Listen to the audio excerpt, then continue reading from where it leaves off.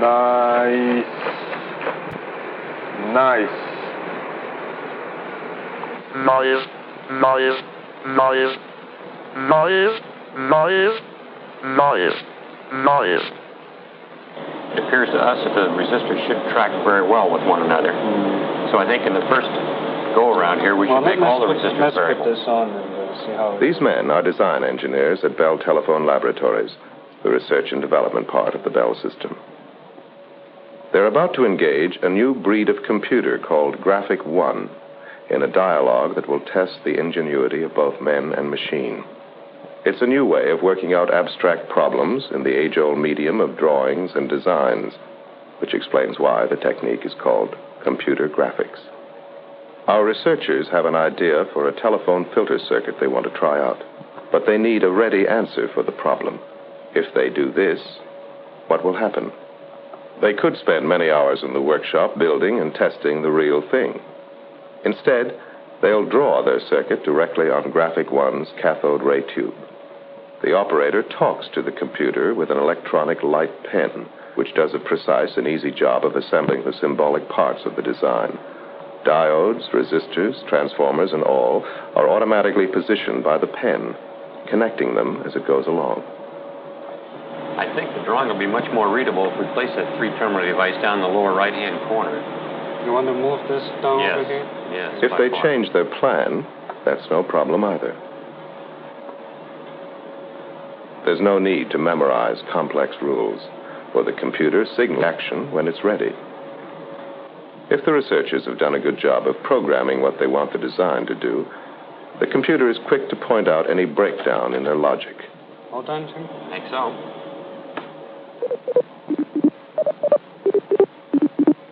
No, you left out the number in this specification of the two-port.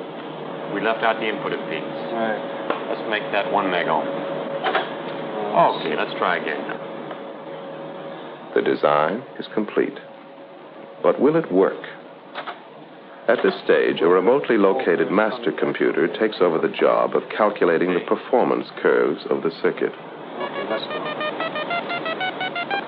All right, we're ready to interact.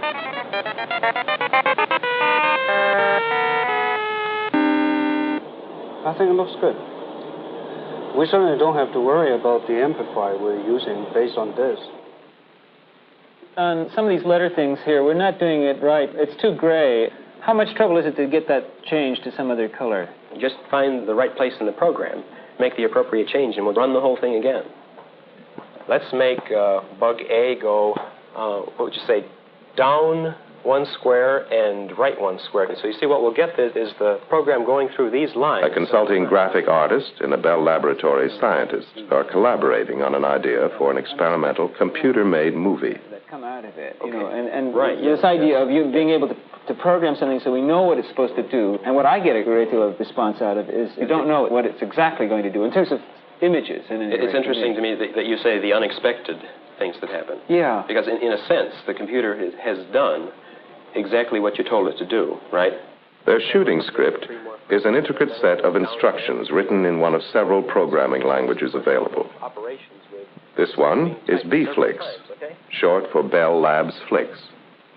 This is an excerpt from a BFlix computer movie showing how the script, now a deck of punch cards with all the cues typed in, is fed into the computer, winding up as a reel of recorded tape.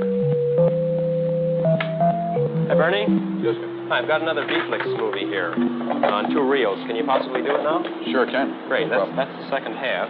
All right. And this is the first one. All right, fine. We'll run it right now. How do you want these run, Jen? Please run it just halfway between F5.6 and F8. Leave it perfectly in focus.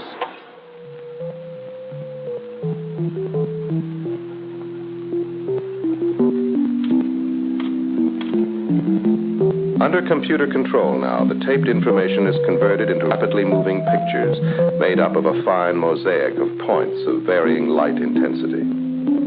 A synchronized movie camera automatically photographs the fast-moving images as they are plotted and drawn on the face of a cathode ray tube.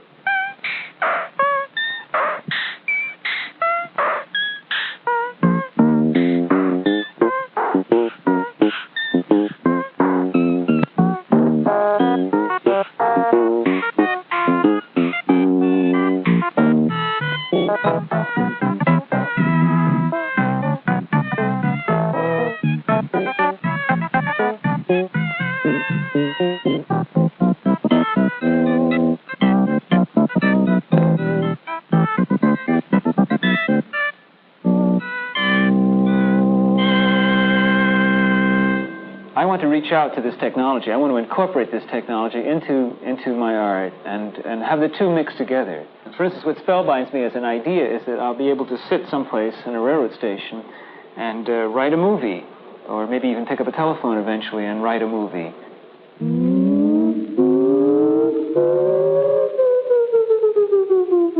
Besides creating unique visual effects, computer movies can be used to show phenomena we can't directly see. This film describes the motion of a communication satellite. By studying it, scientists can obtain new insight into the satellite's stabilizing. Only a man orbiting alongside could observe it the same way.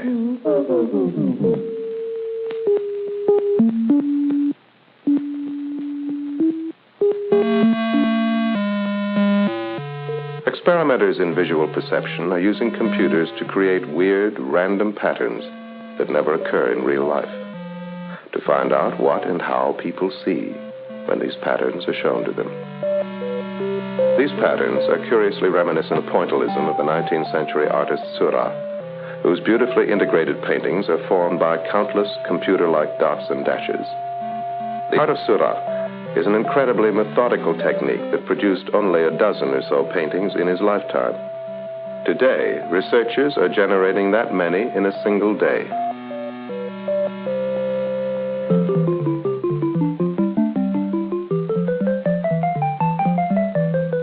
The shape and texture of perceived objects are studies that look deep into the future of communications.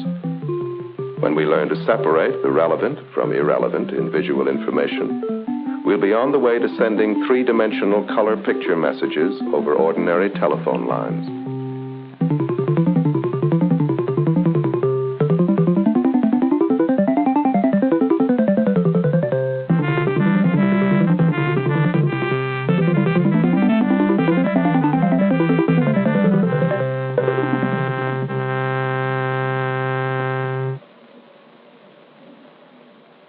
And then we found that when you get back far enough, not only do the small pictures disappear because you're not close enough to see them individually, and the big picture comes across, but if you get even further back, then the picture takes on a continuous tone quality, as though it were a photograph, rather than being a very crude computer-generated, spatially quantized thing. One of the interesting things to me was that you can draw quite a distinguishable picture on just an 11 by 11 array of black spots and white spots.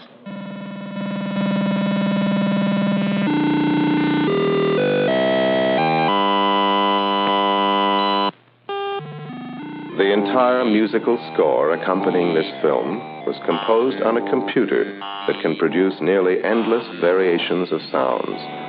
We're interested in finding better ways of describing complicated sounds like speech.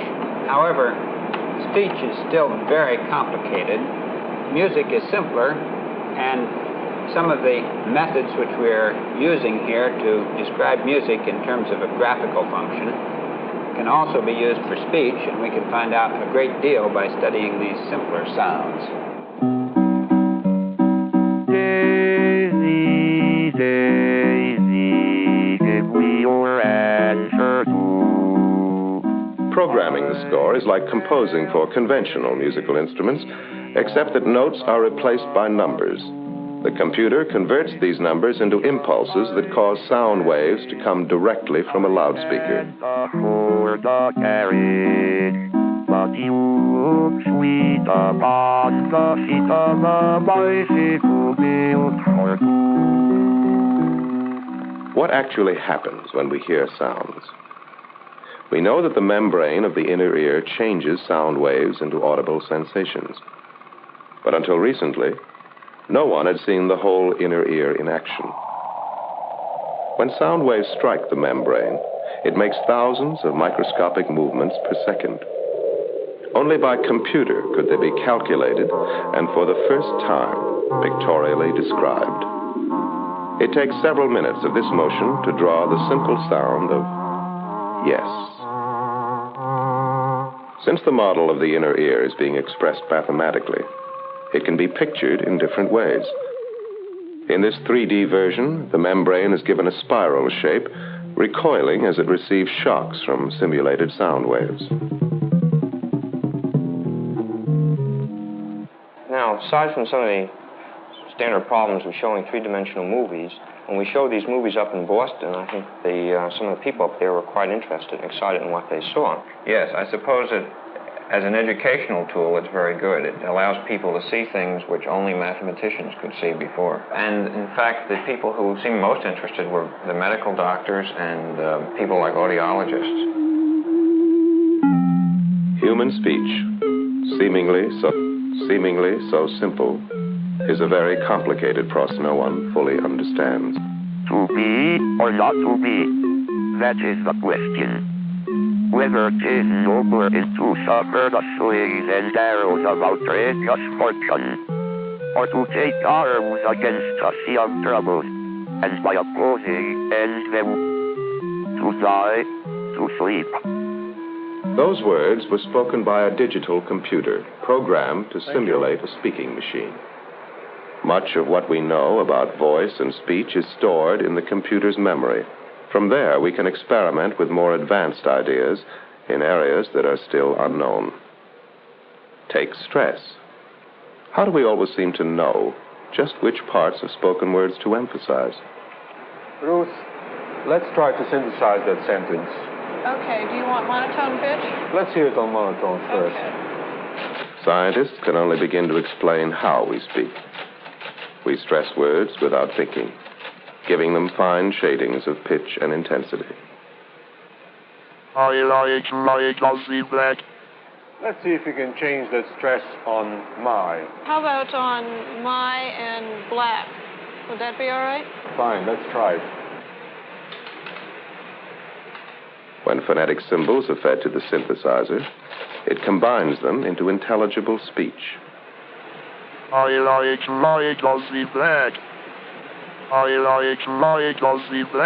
there's more inflection on it, but let's see if we can improve this. Why don't we look at the pitch curve now? I think I'll try to make the inflection on black a little bit stronger.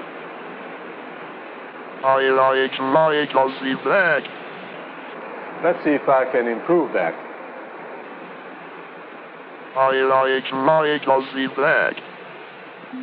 The art of computer graphics is only in its infancy. Yet it is already stimulating creative thought in far-out areas where research is likely to get complex and unwieldy. It offers not only the means to quicken the pace of discovery, but an ideal way of communicating what we may discover.